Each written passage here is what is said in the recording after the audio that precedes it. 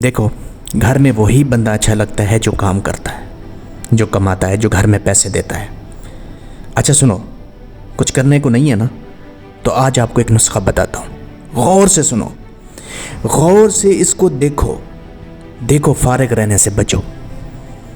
काम वाम, channel वैनल, selling वेलिंग, freelancing वैंसिंग, ये कह रहे हो ना कि मैं ये कर रहा हूँ लेकिन कुछ नहीं हो रहा, ये सब तो अपने टाइम पर ही नतीजे देंगी। तब तक क्या करें? बस फारिग नहीं रहना। कोई किताब शुरू कर लो, किसी को कोई मुफ्त सर्विस देना शुरू कर दो, कोई घर का काम काज कर लो यार बर्तन धो लो यार, जाकर गली के कुत्तों के साथ रेस लगा लो, वेला ना लेट। किसी के साथ ऑनलाइन चिपक जा किसी के इनबॉक्स में टपक जाके मुझे बताओ, मैं आपको रोजाना 2 घंटे दे सकता हूं, मैं मुफ्त में ये काम कर दूंगा। कुछ ना कुछ करके इस वेलेपन के अजाब से निकाल खुद को यार। सब्जी मंडी चला जा, मुंह छुपाकर रेडी का किराया, रोजाना की बचत, कुछ भी काम की मालूमात तो ले यार।